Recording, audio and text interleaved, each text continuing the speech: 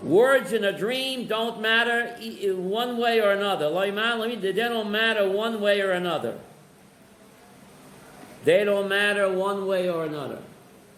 Now we get to your question. But isn't the whole point of the story that he found the money because it came to dream, that a partial was obviously true? So obviously, the result from the learn Pick and you choose. can pick and choose what you want, What? and say I got the money, keep it, ignore the fact that Take the money and run. Who said that? No, Woody Woody Allen. Allen. But normally, there's a Migo in the Gemara, and when somebody says the truth, Yeah. the rest of what he says is true too. So let's see. Let's get to the punchline. How are we ignoring that? The way my Reb Palms are told. So let's get to the punchline, okay? Yeah, ask him when he's So back. to answer this kasha, you can make it much more difficult. The kasha you asked me yesterday.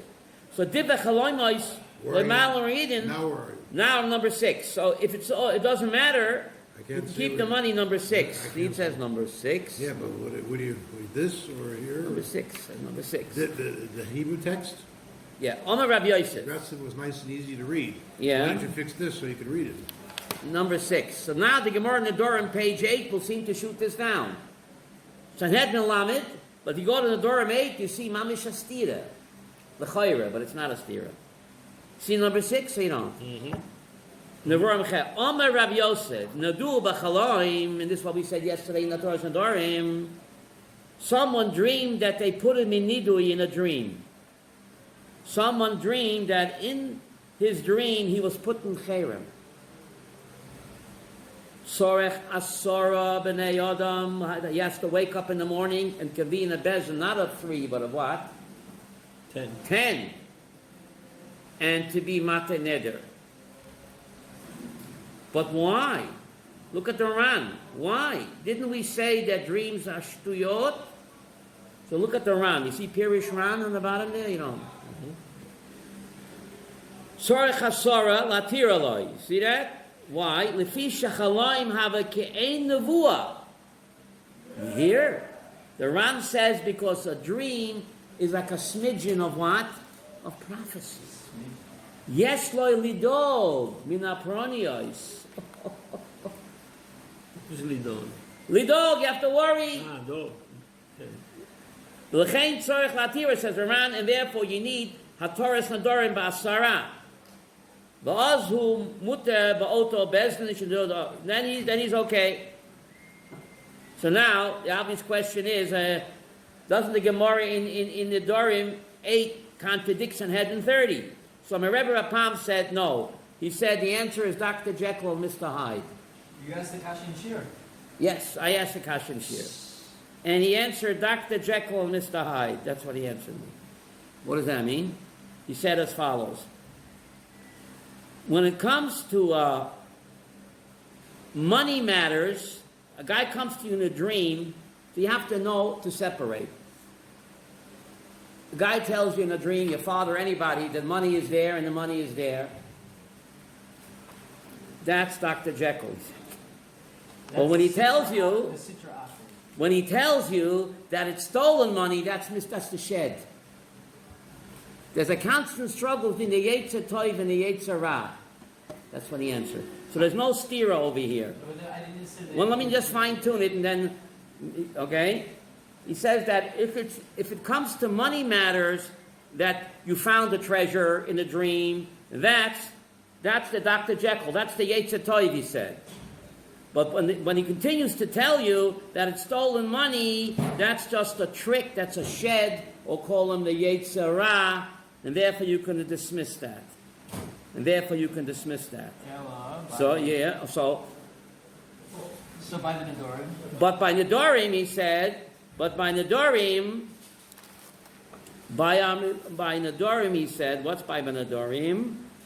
so how come by Nedorim you have to take it seriously? He says because the shed only comes to trick you in money matters. That's what he said, if I understood him correctly. But if it's a neder in a dream, or a nodo, that's all Dr. Jekyll. That's all the Yetzer Tov, and therefore it's a malach. So in other words, there's a malach and there's a shed. And that's the test. That's the test, between the malach and the shed. The Malachai, the Yetzer Tov, the Shed, the Yetzer, it's a constant struggle. Even in your dream, he's trying to trick you. You get no. He said, my Rebbe, Tom was a Mikubal, I could tell. I know he was. He said that it doesn't give up. And the Yetzer Hara doesn't just try to get you when you're awake, but even when you're asleep, he doesn't give up. How do you know he was? Even when you're asleep, he tries to get you. Even in your sleep. Can I borrow that? How do you know he was a Mikubal? I think he was. You think, Right. you're suspicious. But not in, Even in sleep, No, to say swar like that, you the have to struggle continues. but not in Isn't that matters, amazing? but not in matters of money. You have to be a Mikubal. Even in sleep, the struggle continues between the Yetzer Tov and the Yetzer Hara. It doesn't give up even when you're sleeping. It ain't over till it's over. But not in matters of money. In money matter, it depends. If you were told you have a bonanza, that's the Yetzer Tov. But then if the dream goes on and says it's stolen money, that's the Yetzer Hara. You don't listen. Usually the Yetzer Hara pulls us to take money. Just care. Yeah. But this Usually is the Yetzer Hara here, You know right, what I'm saying? right.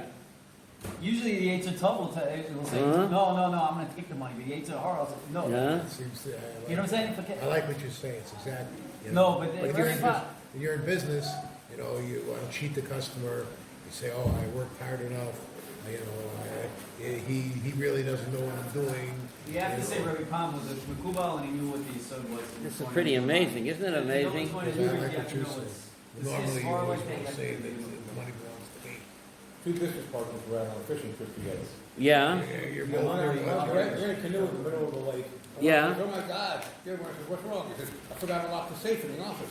The other one says, what are you worried about? They're both here. it gets even better. The Rapam continued how far this goes. A few centuries ago, there was a big controversy about sturgeon fish. Yes. If it's Big, kosher or not. if it's fins and scales. In water it's kosher. Good, out well, of water- yeah. Sturgeon, caviar. You can't eat the eggs. The Noida Yehuda was matir against all the other achrayim because it's a fish who shed its scales in water. It's a fish who shed its scales in mayim. Out of mayim, it's scaled. So in the water, the fish, the sturgeon in the water has what? Scales. So if it's Out of mayim, once you take it out of the water, it becomes scaleless. So all the achrayim in his time said that what? Well, look, if it's scaleless on dry land, it's dag tameh. But he holds, in Noida Yehuda, a fish who has scales in mayim, as long as it has scales in mayim, even though if it sheds its scales out of mayim, it's a dog tahor, and all the other agreement. His son writes, his father had a dream. In Gan Eden, they're giving him oichel shkotzim v'ramosim. His father in the tshuva, his son. The night of Yehuda had a dream, and he asked the waiter, "What do you give me shkotzim v'ramosim for?" Ich bin the chaf, so the malach, the waiter said, "Well, weren't you matzah shkotzim v'ramosim? Weren't you eating dag tameh?" He woke up in a fright. But he didn't change his psak. He did not change his psak. Divrei chaloimois loimal and loimeridin. He did not recant. The holy Noida Yehuda said, Divrei chaloimois loimal. It's the Yetzer Hara trying to trick me to change my, and I'm not buying. Why and then Never heard this? Why and then yes? Which is amazing that the conservative Jews You know how much- accepted Noida Yehuda's psak. You know how they use And the it? Orthodox did not. It's just amazing. Ada Yom said the conservative rabbis rely on this Noida Yehuda, who was a giant among the Achrayim. But the problem is that Yochid v'Rabbim, Malachik v'Rabbim, all the other Achrayim disagree. But this great man didn't change his psak. Yeah, the umbrella on Shabbos also, he went against the Hasidim. What a story. Think the crowd will like this? Cheer.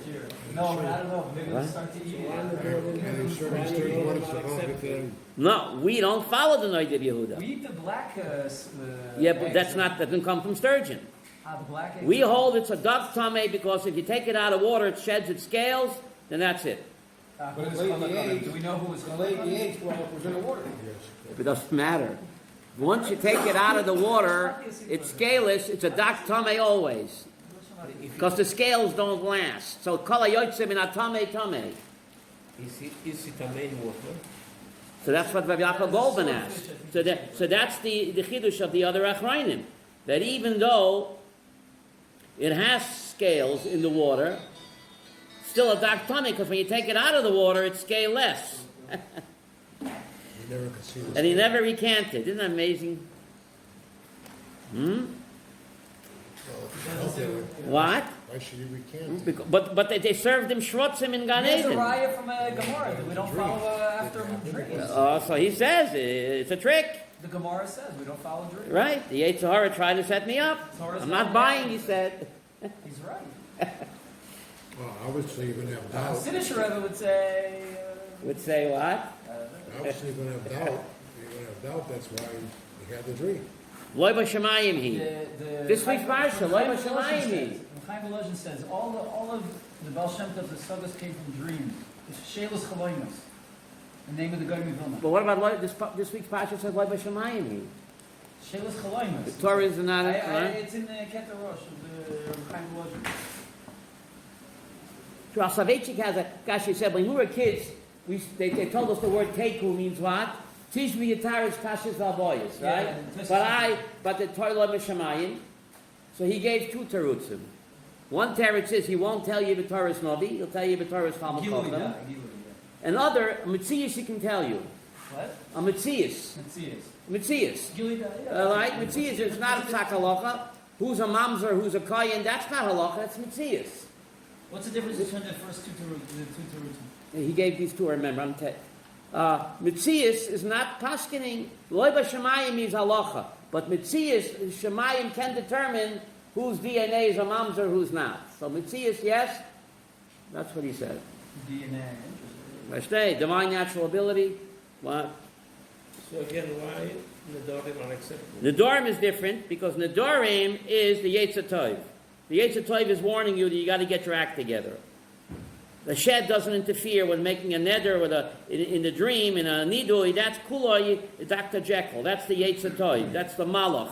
Warning you that you have to make a tikkun. So you have to take it seriously. But when you have a dream that the money is stolen, that's the shed. That's the Yetzer Hara trying to trick you. So you can disregard it. Okay? Pretty interesting. Well, the point is, it's not that dreams have no value. It's that You have to determine. You have to know. if they are motivated by Yetzer Tov or Yetzer Hara. Wow. Whether they're a Dr. Jekyll or a Mr. Hyde. That's what you have to know. That's what he said. Amazing. Yeah, I know many times I have dreams that tell me that I should need to do something. And Yeah. it's true, so obviously some truth to it. And that's the bottom line. There's some truth to it. That's in the door. The answer for the door. Yeah. And Doran There's some Ches. truth in it, so that you have a chashash. Yeah. Like any If anything else. anything by the money, I would say the money came true, but it's okay. We can disregard the rest. Right. Because the rest is just the Yitzhar trying to confuse you. Right? Where's the Well, I raya? like your take much better in terms of the fact that You want to do this after Rosh Hashanah? Give us me Rosh in Hashanah business, then? you're always trying to talk yourself into that you should take the money or raise the price or We have Yes, other. nice. I think there's another Rosh Hashanah you there. always justify yourself. So why is this There's a any little one here different? somewhere, no? He has a little one. I would say that you can't. There's no proof from the dream that it belongs to the other guy because in reality there's no. Well, proof is the migo, but the migo. The guy told you the money was there. The money's in my hand. Prove to me that my dream is true. You bring me to Beis Din. Prove to me my dream is true. If it wasn't for the fact that he was giving you the migo that he had told you the money, why shouldn't you believe him about the rest of it? So you have to know where to split. No, because we like in Mitzias we have a Motzim Chaver in Beis Din. We have the Beis Din of our hearts is Koveya. The money is in his hand. So prove to me that my dream is true. There's no way to prove it. The money wouldn't have been in his hand if he didn't have the dream, that's why. It could say to the guy, do you have proof that this money is yours? Is there a mark on it or something like that? Maybe. There's If a he can't, story, it belongs to there's a him. story that he, it was mice for money that he never paid. 16A4. 16 Abraham 4. What an amazing Gemara. Fasten your seatbelt. 16 Abraham 4. On the left side, the Gemara relates on the shofar. Omar Rababua, you have it? Lama toikin b'shofar shalayo. Why do we blow a ram's horn? Why not a horn from a cow? Why a ram's horn? Yitzchak. Huh? Omar Kudish Baruch Hu. Tiku lefanai b'shofar shalayo. Blow a ram's horn. Kedei she'eska lechem akedat Yitzchak ben Avram. So you should remember the Akedah of Yitzchak ben Avraham. Who doesn't know that Yitzchak is the son of Avraham? Mm-hmm. Hello? There are no extra words in the Talmud. Today, so that I will remember for you the binding of Yitzchak, the son of Avraham. Umalani alechem, ki'ilu ikaretem atzechem lefonai. And I will make believe, God says, if you had bound yourself to me. Wow. On the Yom Hadin, we blow a ram's horn, says God, to remind us of the Akedah Yitzchak, and God says, and I will consider it as if you Jews have tied yourself up before me. 28. After God told Abraham not to actually slaughter Isaac, Abraham found a ram, which he promptly offered in place, right, of his son. This is considered culmination of the test. Right? Consequently, since the ram's horn evokes Abraham's success in passing the test, it is the preferred type of shofar used in Rosh Hashana, and the Akedah took place when? Rosh Hashana. So any other horn is also kosher, but it's not. Except the cow's horn, because Ein Ketega Nasa Senega. So Sarah, Ein Ketega Nasa Senega. Sarah, What? Sarah died. Is what? I don't know when Sarah died, but she died that day, must be Rosh Hashanah, right? So Because when he came back and the devil, Satan gave her a telegram. It wasn't a singing telegram, was it? What? According to the Zohar, why do we read Akedas Yitzchak on Rosh Hashanah? The Akedah took place on Rosh Hashanah, but that just begs the question. So the Zohar says something amazing. You're sitting down, right? In Kabbalistic terms, the sphere of Abraham represents Chesed, right? And Rachamim. Yitzchak represents what? Din. So God says, on the Yom HaDin, I want Abraham to tie up Yitzchak. The Akedah, I want the Chesed of Abraham to tie him up. To tie Yitzchak Savinu Mida up. But Chesed should come out on top over Din. Over Gevurah. Right? Chesed, Abraham, Chesed, Yitzchak, Gevurah, Din. Now the Gemara asks a strange question. Omer Rabbi Yitzchak, Lama talking Rosh Hashanah? Why do you blow shofar on Rosh Hashanah? Isn't that a strange question, Yehuda? What do you mean, why do you blow? Yom Teruah. The Gemara is perplexed. Lama token? What does the Gemara say? Rachmana matiku. Hello? God said blow. What are you asking? Why should you blow shofar? Doesn't God say blow? Elalama Marian. Why do we sound the truah on Rosh Hashanah? The Gemara is puzzled. Marian zichron truah, because the Torah says what? Truah. What are you asking why? Aren't you a text man? The Gemara clarifies the question. Ella what? Mama, Kien, Marian. Shechain, Yeshavim. Yoshvin. Why do we sound ki and real when the congregation are sitting? Now today, the minhag gives to what? Stand. Stand. But minhag din, you could sit. B1, the talk from English din, and then again we sounded the kiyah when what? When they're standing. Kidei la'ara satan, in order to what? To confuse Satan. What do you mean to confuse him? He's not that dumb, is he? What? So we blow standing in Shemon Esrei and then sitting. So how do we mix up Satan? Footnote 2. Do you show blues on Musaf during Musaf in your shul? No, we're Ashkenazim, so we do it after. But Sfardim, they stop in the middle of Shemon Esrei, right? Right, I remember sometimes. We do it both. Okay, whatever you do, you cover. Ashkenazis don't do it during Shmones, right? They do it after. But, Sfardim stop in the middle. 4 or 5 times. In the middle, right. So whatever you do, you're covered. During the repetition now. Well, how do you mix up Satan? Footnote 2. How do you mix them up, Yudah? And Satan hears how the Jews held God's commandments there, performing the mitzvah shofar twice, above and beyond the letter of the law, he becomes confounded and is unable to successfully prosecute them. We sound the extra blast before the primary ones to ensure the vote take place. If the extra ones before Mass, we would be concerned that some people would not bother hearing them. By sounding the supplemental blast first, we can be assured that everyone will remain to hear the primary blast later. Also, by sounding this blast before the Shemona Esrei, Satan will already become confused at that time and will not be able to prosecute during the prayers. Other are shown off for internal explanations of the shofar blast, are primary and which are to confuse Satan. It should be known that nowadays the custom is also sound additional shofar blasts after Shemona Esrei in order to be able to hear a total of 100 blasts. 100 blasts, right? Because the sister was mother sobbed 100 times.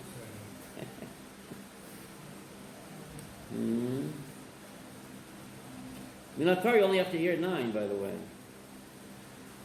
The word comes out with that.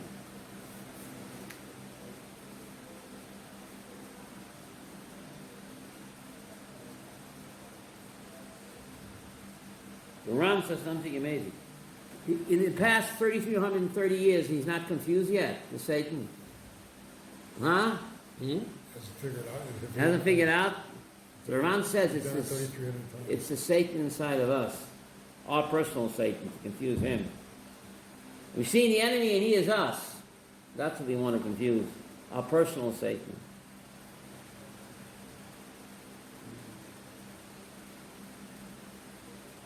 Interesting.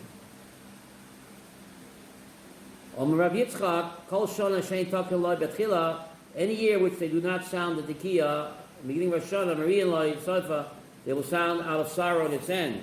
My Tama, they'll Yibraf Satan, because Satan did not become confused. Wow. See footnote 5? You read that? 5?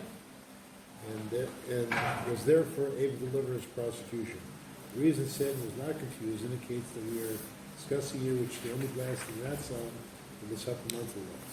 Sure, however, if they did not sound the shofar at all, they would lose the basic atoning capacity of the shofar and would therefore be liable to harsh judgment for their misdeeds. Tosfos citing Bahai implied that this Amos prediction of Rabbi Yitzchak applies even to blasts were not sounded due to some avoidable accident. Many Rishonim, however, state that in such a case, nothing unfavorable would result. It wasn't your fault. What about if Rosh Hashanah falls on Shabbos? In Yerushalayim, they did. Yeah. So the Babich Rebbe has a talk, he says, we're not losing nothing, because Shabbos is so holy, it more than compensates for what Shofar accomplishes. The holy Shabbos more than compensates for it. That's what the Babich Rebbe said. What's the issue? We always have 2 days. One day is But the over. second day is the Rabbanan. Second day can't be Shabbos. You're saying Okay. that- say we're not hearing it on the shofar. I mean, not Torah, it's one day. Yeah. Why isn't it considered Lotus Sifu, What do you want to see for? the second day? Why do you have every Yom Tov? Put forward, right? The rabbis never said this. If the rabbis would have said, remember when the Rambam discussed it, if the rabbis would say that chicken and milk is also in a Torah, it's Baal Tosef. If the rabbis would say the second day Yom Tov is Minat Torah, they'd be over Baal Tosef. They never said that. They said, it's one day we make a rabbinic injunction. So long as they make the demarcation, it's not Baal What is Tosef. the reason? Oh, we discussed that. Oh, So the according to the reason we said Zohar, one day we are judged an individual, the second day we're judged as part of the Tzibor, one day we're judged, the next day the UN is judged, right? Lina Tadin, right? We come up short one day, there's a Lina Sadin. But they never said the second day is in a Torah, they can't say that. Right? So anyway,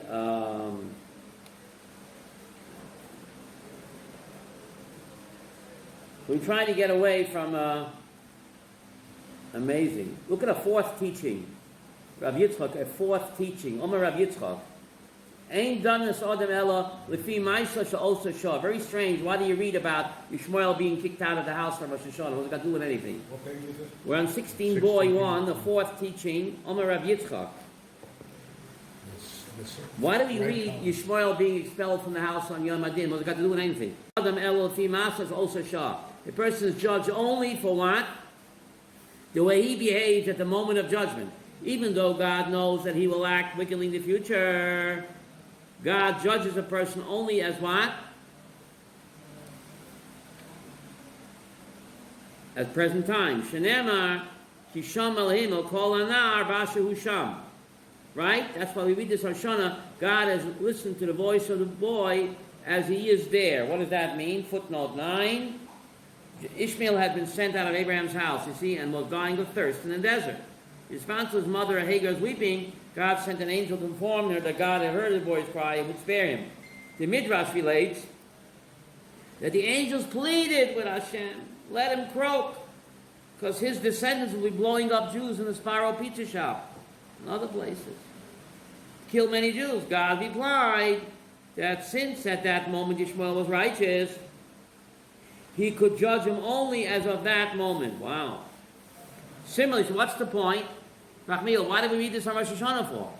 God judges us on Rosh Hashana only according to our state on that day. Look how merciful he is. Even though God knows that we will slip during the year, he judges us according to whatever level that we have attained on who loves you. Isn't that amazing?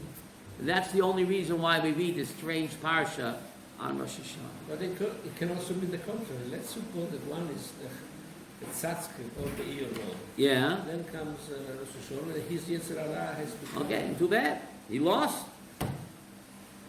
Where is... He lost. Well, he goes- Where is If Pesach if he judges, God judges Noise us. do tshuva, you If know. God judges us, and we're at right at the moment. The fact that he comes to shul makes him Masonic every But he can't fake it. That's He where has to everybody have, comes you to know. shul. That's why everybody comes to shul at Rosh Hashanah. That's a big step. Right, so they're automatically Sonics. Va'amech kulam tzadikim. How is it saying? God tells Isaiah chapter 60, Va'amech kulam tzadikim. Wow. Today it's not true. Today it's not true anymore. But it's not true. That most- God's word is true always. I'm sorry, I hope that Amech I kulam hope I'm tzadikim. not like Eliyahu, I have to come to every bris, but when I was growing up, everybody came to shul in Rosh Hashanah. Okay, but anyway, let's Today move it's on. not- today Let's it's move not on true. over here. Oh, today- Omer, a fifth teaching, Omer Rabbi Yitzchak. What am I saying? Yeah. Isn't it different?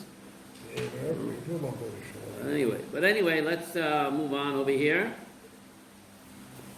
Omer Rabbi Yitzchak. Every Jew used to go to shul. A fifth teaching. Shloisha devarim askiven l'shalom. 3 things stay away from, because 3 things open a person up for an audit. You hear this? 3 things cause a person's sins to be recalled by the heavenly court. How do you say that in English, Achmiel? An audit. Nobody wants to be audited, right? What are they? Kir natui. Don't pass beneath a leaning wall about to... Is this just a dogma? Is it any dangerous situation? Yes. It's a dangerous- Right, yeah. Not just a wall. Right, but this is an idea. You go bungee jumping. Right. Or parachuting. Why? Footnote 11. Heaven must decide if this person who has placed himself in danger merits a miracle should be performed for him. This causes his actions to be audited. What page are you on? 16b1. Right 16b1. 61 right time. So it means fourth- any A dangerous fifth situation. teaching, yeah? Okay. In Tvila, which is very strange, expecting one's prayers to be fulfilled. What's wrong about that? See footnote 12? He expects that he will be answered favorably because he prayed with such devotion. This causes his sins to be examined because God says he seems so confident of a favorable response. Let's see if he's such a tzaddik. Let us see Is that the if his story? expectations are truly justified. Story of Job. It opens it up with an audit. Yeah. You can't count on God being in your pocket. Isn't that what it's, Don't. isn't that what it's saying? You can't count on God being in your pocket? Yeah. Being so sure that That's God's right. understanding. Because the other guy, especially if you're praying against somebody else, you want to take Yeah. from somebody else. How do you know his blood isn't any redder than yours? Why isn't he any better than you? Yeah. So stay away from that. What else? Moiseh din al chavera, submitting judgment against one's friend in heaven. Ay, ay, ay. Submitting judgment for one's fellow to heaven. Look at note. Look at 13. This refers to someone who feels that he has been wrong. Instead of seeking redress in court, he asks God to sit in judgment over the matter. By doing so, he causes God to say, does he really deserve to have his friend punished on his account? Rabbi, can you redress in court? Why not? Someone harmed you, you go to court. No, what does it mean to redress? You take him to Bezdin, sue him. Not the second time. Take him to Bezdin. Once the deal has been given, you cannot. If someone wronged you, you take him to Bezdin. You understand what I'm asking? You know? Redress doesn't mean a second time. Could be the first time. Yeah. Because listen to this. Frightening. If you submit judgment to God against your friend who wronged you, who nanish tchila? I think it's called boomerang. Who gets punished first? You. Well, how do we know? Shenema, listen to this. Vatoyme Sarai el Abraham, chamoisi olecha. Sarah said to Abraham, I have a bone to pick with you, Abraham. My injustice is on you. Let Hashem judge between me and you and me. She shouldn't have said that. So Uksiv, what happened after that? He spoke about her at his funeral, at her funeral. And after that, Abraham came to eulogize Sarah, not the other way around. Footnote 15. We thus see that Abraham outlived Sarah. Sarah was originally destined to die. She should have lived as long as Father Abraham. Do you know that? That she died 38 years earlier because she submitted her case against Abraham to God. Look how my husband wronged me. He's allowing the concubine to mock me, and he keeps quiet. God, intervene. Dum, dum, dum, dum. Boomerang. Oh, yeah, yeah.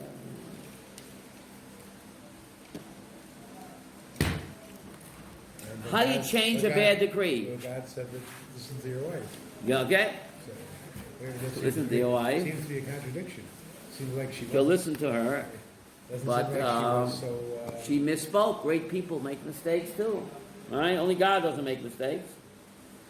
How do you get rid of a bad decree? Omar Rabbi Yitzchak, a sixth teaching. Araba devar mekarayin zadina. 4 things cause a bad decree to be ripped up. What are the 4 things? Ve'eluhain, tzedakah, tzedakah, shinu Hashem, v'shinu ma'isa. Wow. Change the name to protect the innocent. Who said that? And change your actions. Why? Look at The only footnotes. difference between tzedakah and tzedakah is the dal Right. and the ayin. Tzedakah means crying out. Tzedakah means charity. Changing your name to protect the innocent and changing your action. Look at note 16. By changing his name, the sinner in effect declares, I am a new person. I'm not that lowlife who did those terrible sins. It's not me. Wow. Is there a custom to change your name if you're What? Isn't there a custom to change your name if you're seriously ill? You had to give a name Chaim. they added, You had a name Chaim. they added Alter. another name. Alter, Chaim. I'm not the same guy who did those evil deeds, says Rambam. I think it's based on the same idea that you have a mazel, so you change your name. So, in my opinion, about Tshuva, changing his name, it is, you know, he shouldn't call himself Gary, call himself Gershom. Go by your Hebrew name. That's changing your name, right? I'm not Gary, I'm Gershom. That guy Gary did those sins, but not Gershom. You hear the idea? So, Baal Tshuva should call himself by his Hebrew name, and then he's covered. But But, if you are Gershon yeah, and you are a Batshuva and you change it to Shmuel, you don't have to. but if you do it, Yeah. so the Averas don't become mitzvahs. Why? You're not the same person. You're not the same person. Shuvu bonum chutz mi'acher. So Rav Soloveitchik said, what do you mean? He doesn't have to be Acher, he can be Elisha again. Yes. Acher can't do tshuva, but you're not Acher. You're not Louis Armstrong. You're the great Elisha ben Avua. Get rid of your alter ego.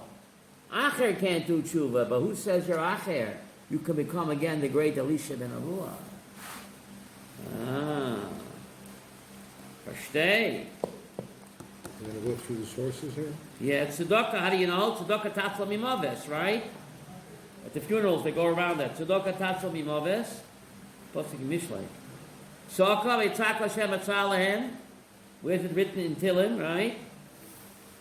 They cried out to Hashem and He would take them out of their tzoros. Shinu Hashem. Tichsiv. Sarai ishtacha. Loitika shema Sarai. Tisara shema. Right? God changed her name. She couldn't have a kid, right? The Barachti Otan, I will bless her and I will give her a son. Right? Shinu Maisa. Vayar Limas Maseyan. It says in the book of Yonah. What does it say there? God saw, what did He see? Their deeds. That they repented. It doesn't say God saw the sackcloth and ash. He saw, you've got to change your evil ways.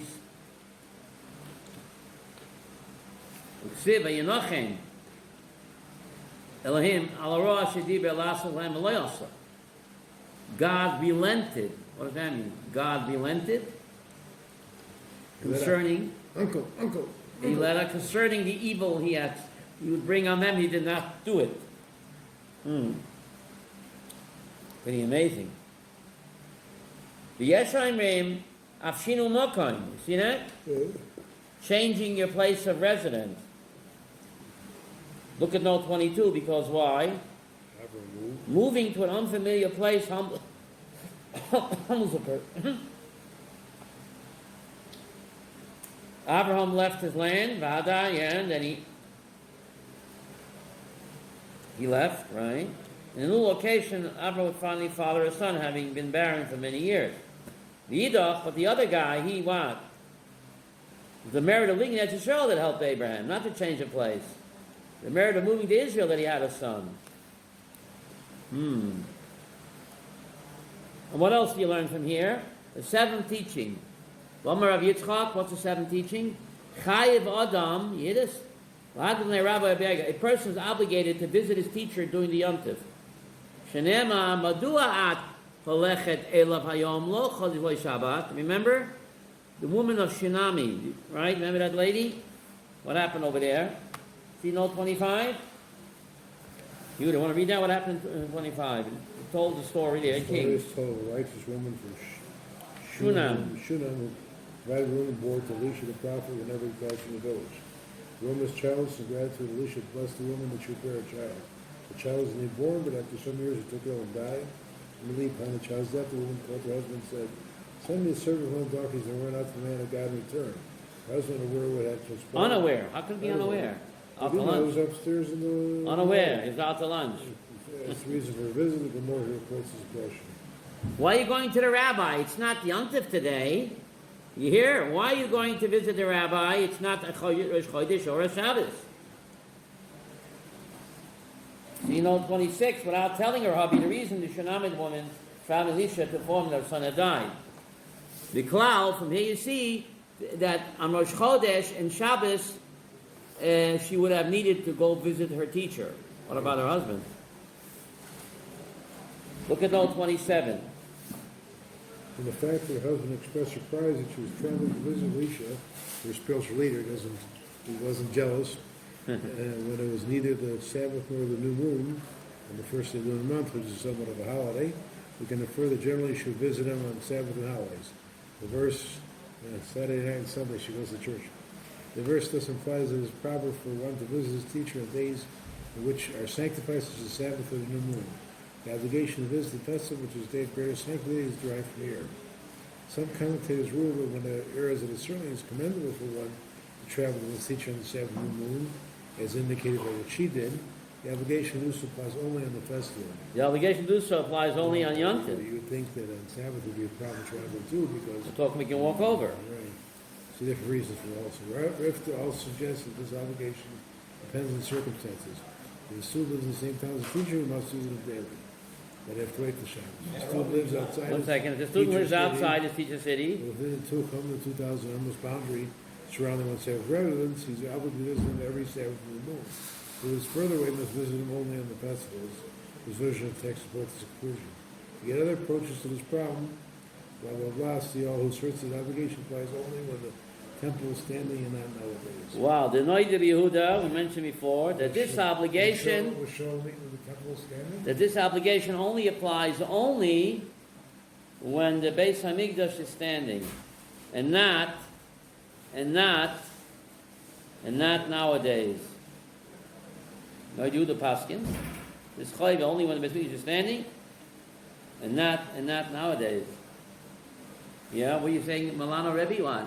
Every week before Yom Tov, Yeah, the Shabbos before, the Shabbos before. Maro was traveling to Israel. Every week before Yom All to the for 20 years. to visit the Lubavitcher Rebbe. Yes, and the Kahal made fun of him. Why make fun of him? Because also Rosh Chodesh, before Rosh Chodesh. Oh, because he followed this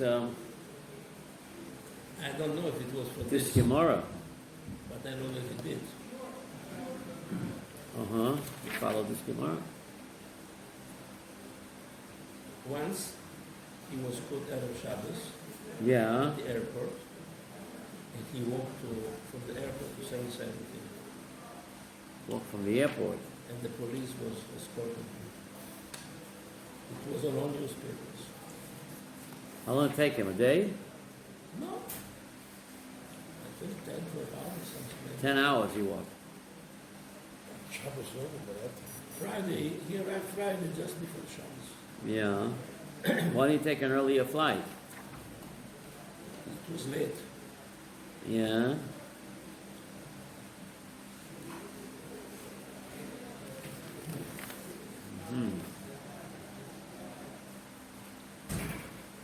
Interesting Gemara over here.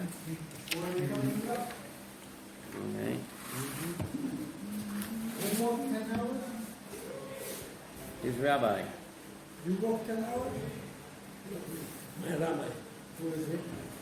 the Rabbi from Milano, from there to 770, JFK or was it? JFK. At that time it was only JFK. JFK is New York. Yeah, This- JFK is not This Shabbat I was at Beit Shemesh.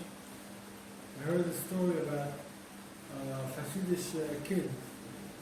He was in yeshiva and they didn't let him go to his Rabbi for Rosh Hashana. And Rosh Hashanah night, they told him, you could go. He went. The Mashgiach came to him and said, you could go. He was in the neighbor. And his rabbi was in, he was in Ashdod and the rabbi is in the neighbor. So they told him you could go. They thought, he won't go, he won't go. He started walking. It took him 10 hours, the whole night he was walking, and he got there in the morning, and the police were searching him. Oh, that's a real chassid.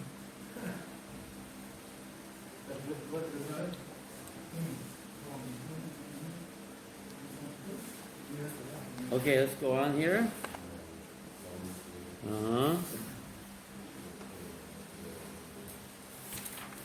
eighth and final teaching, as long as we're at it. Yeah. An eighth and final teaching of Rabbi Yitzchak. Go Rabbi ahead. Yitzchak said, a person is obligated to purify himself for the festival. As stated regarding the festival, the carcass shall not touch. So it doesn't go to the mikveh. You only in Beis Hamikdash, because you can't go to Beis Hamikdash if you touch the nevela, right? You Right, touch so- the nevela. So the word supports this is also taught in Bryce, huh? The Yeah. verse states in the carcass you shall not touch. It could be thought that Yisrael, not one, is warned against becoming tummy or touching the veil. The Torah states, therefore, that say the Kohen sons Aaron, that shall not become contaminated to human corpse, teaching that only the sons of Aaron are warned against becoming contaminated. But the sons of Yisrael are not warned. Now, as the matter is not a kol v'chomer, if regarding the stringent tomb of human corpse, Kohanim are warned, while Yisrael are not warned. And regarding the more lenient tomb of an animal, is not certain Yisraelim are not warned. What then does the Torah teach when it states their carcass shall not touch? Is dealing with festival teaching that every non-Kohanim should purify themselves from Torah during the festival, so that they can come up to the temple. Right, otherwise you can't go. You get a famous Gemara in 16b3. The Gemara discusses the judgment of Rosh Hashana. You see that? Omer Rav Chris Bedoi and Rabbi Yochanan. Rabbi Chris Bedoi. So here, Rabbi Victor Miller and Rabbi Moshe say that Ger Tzedek doesn't have to change his name. This rabbi's name was Christopher, and he Omer Rav Chris Bedoi, and you have Peter in Tosos Peter, and you have Uncle. So the Ger doesn't have to change his name. Shloish is formed of Tochum Rosh Hashana. 3 books are open Rosh Hashana, one of the completely wicked, completely righteous, and one of the guys in the middle. The completely righteous are written, sealed immediately for life. So they don't need the Yisrael Shemei Tshuva. They can take it. And the completely wicked are written for death. Cannot be. So they don't need Rosh Hashanah, they don't need Yisrael Shemei Tshuva either. Cannot be on the first day. Why? Beinoinim Pluyim V'amdin. The guys in the middle, they're held in abeyance from Shon Kippur. If they merit, they're written for life, and if they do not merit, they're written for death. Very strange Gemara here, right? If I believe I'm totally righteous, I don't have to bother. You have to bother. Take the rest of the day off. If I know I'm totally wicked, it's like, why bother? Then why bother anyway? It's strange Gemara. We're all Beinonim anyway. The Rambam says that we're all Beinonim. We should all picture ourselves as a Beinonim, so we all We eat. just learned in the previous Gemara that you can't think that you're completely righteous or ask the other guy for making a judgment. So obviously, Right. if you think there's a book like that, if you see the guru on the road, you should kill him. It's the name of the famous book. So if you think you're righteous, obviously you're not. So let's take a look on 33. If they repent by Yom Kippur, they are sealed for life. If not, they're sealed for death. See that?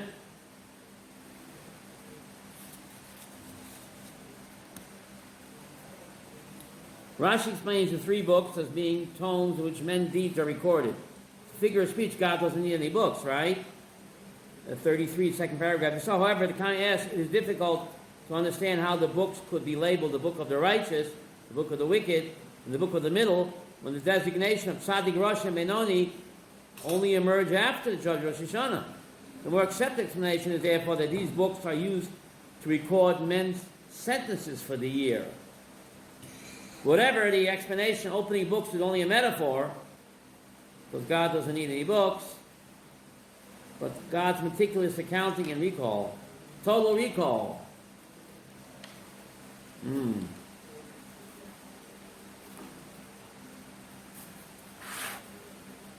Omer Rabbi Yochanan, Mikra, may they be erased from the book of life. With the righteous, let them not be inscribed. King David is davening for whom? For his enemies to be what? See that? May they be erased from the book of life, and with the righteous, let them not be inscribed.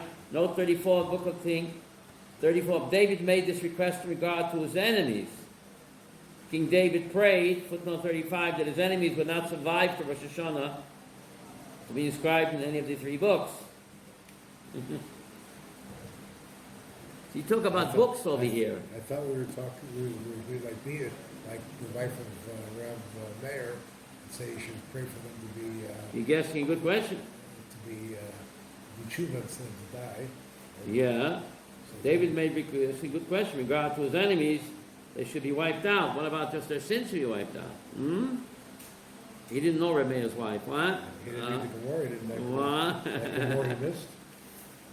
It's a good question. And what does Moshe Rabbeinu say? Rav Nachman Yitzchak by Omer Hocha. Imai mecheni no mesifracha. Doesn't Moses say, if you don't forgive the Jewish people, erase me from your book? Well, again, book that you have written. The King David speaks about Yimochum Sefer Chaim. May my enemies be erased from the book of life. And Moshe Rabbeinu says, erase me from your book. Mecheni no ze sifron shel Rishoyim. Ze sifron shel tzadikim. So you see that, it is pretty amazing. See, note 36, after Israel sinned the golden calf, and God threatened to destroy them, Moshe prayed, if you will not forgive Israel, then erase my name from your book. He did. He's not in the one partial. He's not in partial there. After Tetzaveh. Yeah. Amazing Ramban over here. He goes on with this. Amazing. But we see it's not so. We see that many righteous people what? Perish, and many wicked people thrive after Rosh Hashanah. So if you look at note 37, we'll go to the bottom. Several of the Kabbalists explain this. The view of the Ramban. Listen to that. See the bottom of note 37? Mm-hmm. Number 2, the view of Ramban. This approach maintains that life and death, using the Baraisa, refer to life and death in this world. However, in contrast to the usage in the Baraisa below in regard to the great day of judgment, the term tzaddik and rasha do not refer to what? To a person standing as determined by his record of merit and sins. No. Rather, tzaddik means someone, listen to this, he could be a lowlife. But if he has a good year, someone who, for whatever reason may be, emerges from the judgment with a favorable sentence. While a rasha could be a big tzaddik, but someone who, for some whatever reason again, emerges in that year with an unfavorable sentence. Thus, both the thoroughly righteous and who has not a single sin to his name, and the thoroughly wicked, committed both of those in his life, but has performed one good deed. Listen to this. For which God's system of compensation dictates that this year he should be rewarded in this world. He's called a tzaddik, even though he's not a tzaddik. This year is a tzaddik. This year's a tzaddik, for they have emerged righteousness and judgment. Similarly, listen to this. Both the thoroughly wicked man who never performed a single good deed, and the righteous man who has fulfilled the entire Torah but has committed one sin, for which God has decreed for him death this year, such as what? Moshe Rabbeinu. Moshe Rabbeinu, the year that he died, on the Rosh Hashana of the year that he died, which book was he written in? I don't want to say. But the Ramban says, are you getting this? Moshe Rabbeinu, on the Rosh Hashana of the year in which he died, which book was Moshe written in? Obviously, he was written the book of death because he died. It's not. That's right. Not the deeper concept. The book of Rishayim. It's mind-boggling. Well, that's what he's saying. Does it necessarily mean that if you're going to die, you're Rishayim? We don't. That year you came out of Russia, your time was up. But does it mean just because your time is up that you're? I don't know. So he written down the book of death. So that means he. What? No, we can't. That's What he's saying over here. That's a leap to say. If you see that a Rosh is prospering, that year he came up a tzaddik, even though he's a Russia. He must have done something that year you could also say that bought him a good year ticket, right? You also could say that since God, said he didn't want him praying anymore and going in, and God has a purpose for everybody. What's the purpose for a 99-year-old man sticking around?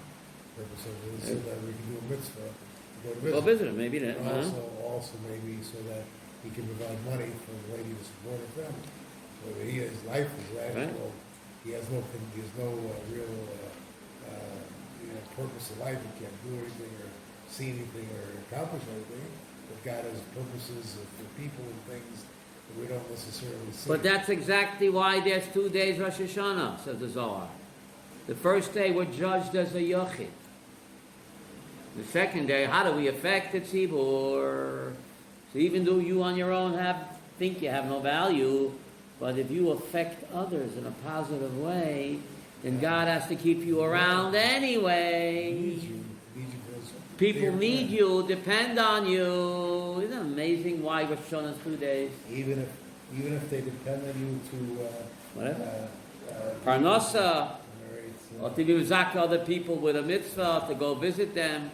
Or you have to meet somebody to fill up the jails. God has to have his heshbon for everybody to do everything. Amazing, yeah. That's the second day of Rosh Hashanah. How he needs you for his master plan. Sunday Erev Yom Tov, no shir, of course not. Tomorrow we have regular shir.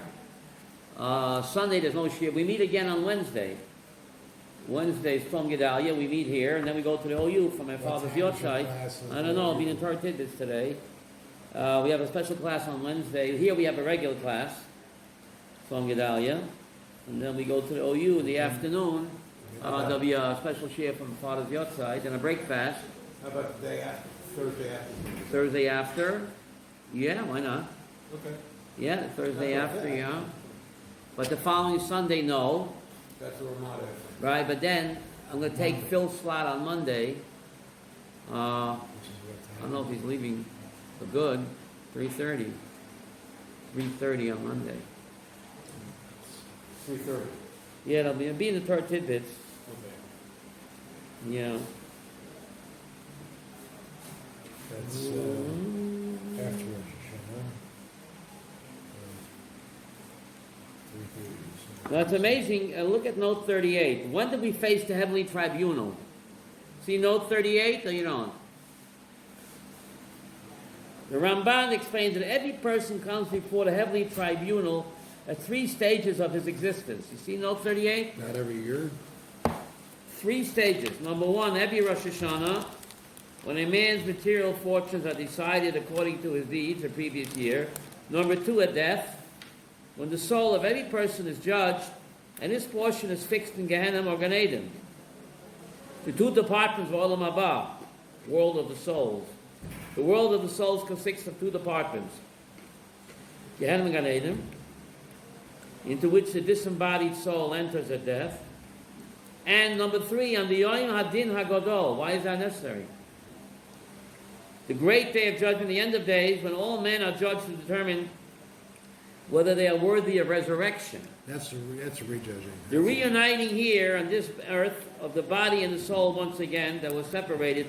So who will merit Chiyat HaMesim? That's the 3rd time you're judged. Who will merit Chiyat HaMesim on this? So obviously not everybody is. Not everybody's going to be Chiyat HaMesim. The reuniting here on this earth of the body and soul that are separated at death.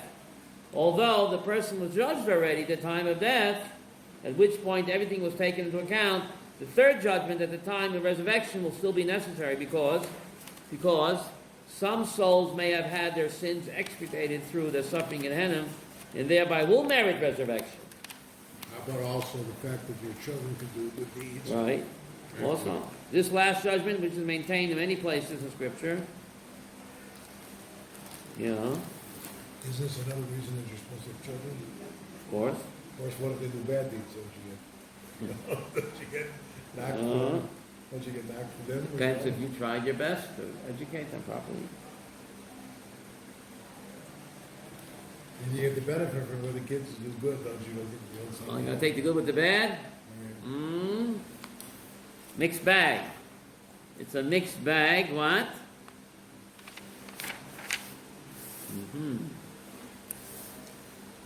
What's the maximum time you're spending in Gehenna over here for a Jew? On 17A1, 17A1 on the right side, Pash Yisrael Begufan, you see that? Rebels of Israel with their body, rebels of nations of the world with their body. What does that mean with their body? You're in Gehenna? 12 months, I thought we were okay. The worst was 12 months. Shnei Moshe Chodesh. That's why I say 11 months for the guy. Stop. After 12 months, their body is consumed and the soul is burned. What does that mean? Very hard to understand that. Soul is indestructible. Figure of speech, right?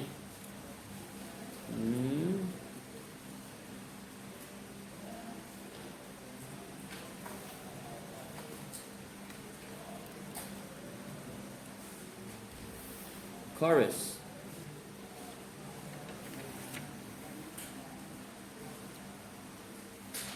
Apikorasim, why?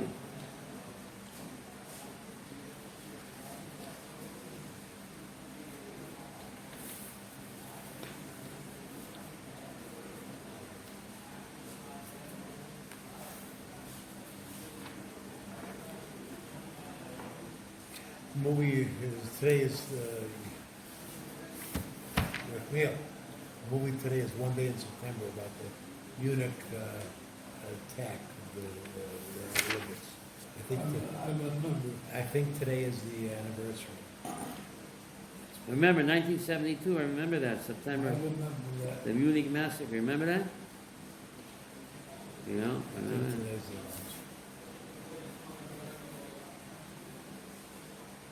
yeah.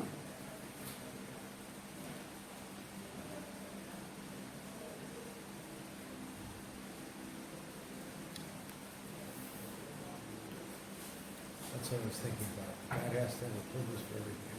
Of course. So you look at this guy's life, I mean, what is Yeah. it really? Look at the kind of condition of life, what is it, doesn't, can't do anything, think anything, or accomplish anything. I mean, maybe gets a little pleasure out of eating time, or Yeah. too much, but God in the bigger picture needs him around for something. The Gemara here speaks about a near-death experience. You know that NDE. So Raymond Moody didn't make it up. It's on 17A4. 17A4. The Gemara teaches another lesson on the right side. Rabbi said, anyone who relinquishes his measure of retribution. What does that mean? He does not calculate the exact measure of retribution that his attackers deserve. Rather, he tolerantly drops the entire matter and goes his way. A person like that, ma'avirin lo kol peshav yidis, the Bezdin Shamala lets him go, relinquishes all sins from him. Wow. Why is that? Mida keneged mida. See note 38? Since he relinquished his right to exact retribution from the wrongs done to him, God's attribute of justice relinquishes his right to exact punishment from him. Hashem should be true. Wow, isn't it amazing? Shenemar, nois oven, the pasuk in Micha, nois oven v'oivel pesha. God pardons transgression, overlooks sin. Lemi nois oven. Who does God pardon? Lemi shra pesha, one who overlooks sin committed against himself. So if you are forgiving for others, when you don't have to, then God will forgive you, even though he doesn't have to. You hear what's going on over here? The Gemara tells a story about a near-death experience. You know, Rav Huna, the son of Rav Yeshua, became critically ill. Rav Papa went to visit him. Rav Papa saw that he was on the brink of death. So he said to the people around him, call up the Chevy Kadisha and get him stachrichim ready. This guy's on his way out. Get the shrouds ready. And the guy was listening. L'saf itbach. In the end, Rav Huna recovered. Rav Papa was embarrassed to see him. You hear? Why? Having mentioned within the earshot of Rav Huna, go bury him, Rav Papa was embarrassed to face him now. Yiddish. So he was Omalei Machazit. They said to Rav Huna, you were already in the flatliners. You know flatliners? What did you see? You were already the other side. Amalei, he said, yes, the rabbi was right. Rav Papa was right. I was already on the other side. Yiddish? But, V'amalei Kodesh Baruch Hu, what did God say? It doesn't stand in principle. God said about this hymn, since he doesn't stand on his principle, he is tolerant of forgiving of others who wrong him. Do not take a strict stand against them, send them back.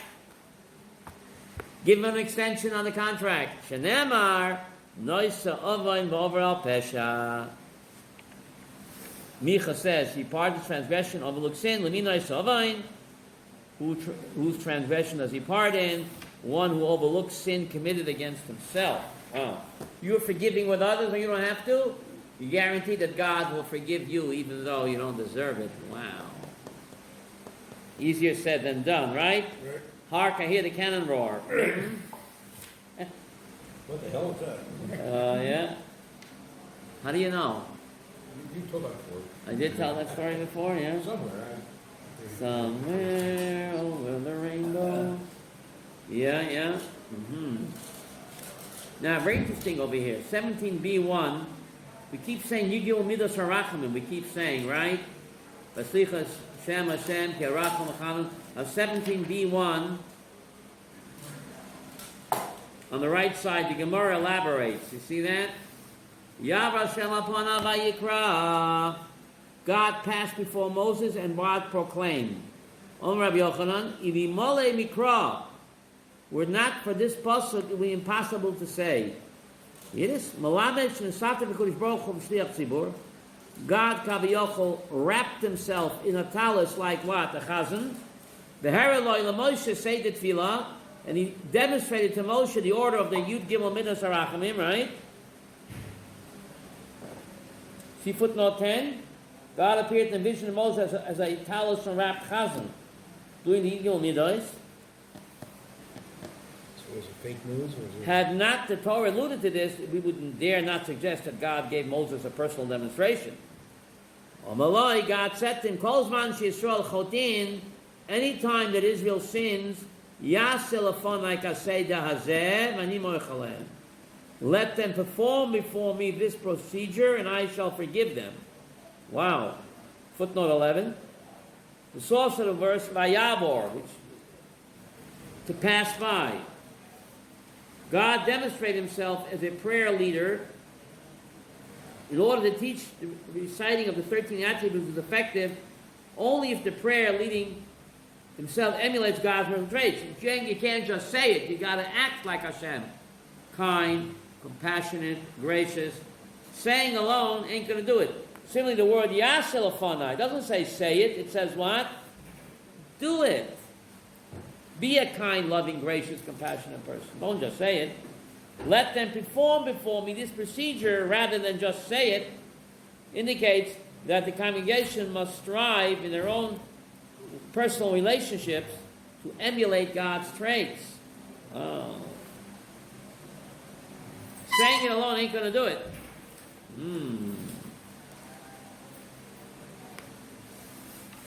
The Gemara describes the effectiveness of tshuva, the end of 17b1. Omer Rabbi Yochanan, Gedoyle tshuva, shemekras gezar dina shel adam. Tshuva is so great on 17b2 that it tears up a person's evil decree. Wow. Shenemar hashmein lev amazeh.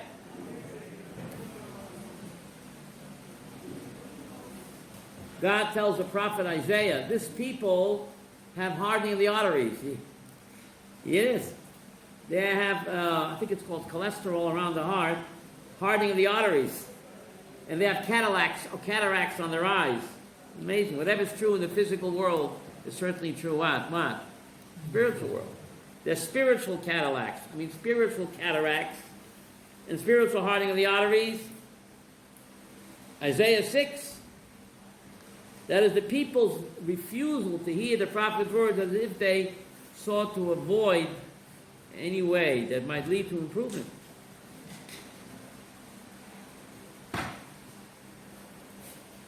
Yeah? So from here the Rambam learns that a person can cross a red line and tshuva would become impossible if he loses free will.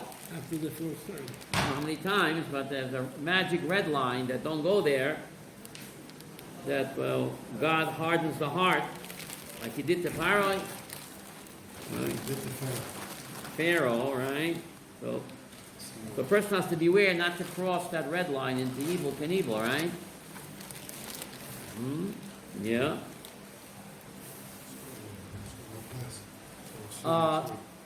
Yeah, so we have a class tomorrow here, and also at 2 o'clock, right? Tomorrow's Thursday, right? That Sunday there's no class. Erev Yontif. Say Shana Tova Metukah, right? Why is Shana Tova not enough? Because even if you have a bad deal, Yeah. or a good deal, you must also feel it. Like it Chaim was, Chaim said, whatever God does is good. you must start feeling. Medicine is always good, but it could be bitter. But good is not enough. Whatever Hashem does is good. It should also be what? Sweet. So we add Shana Tova Umetukah. Nachon?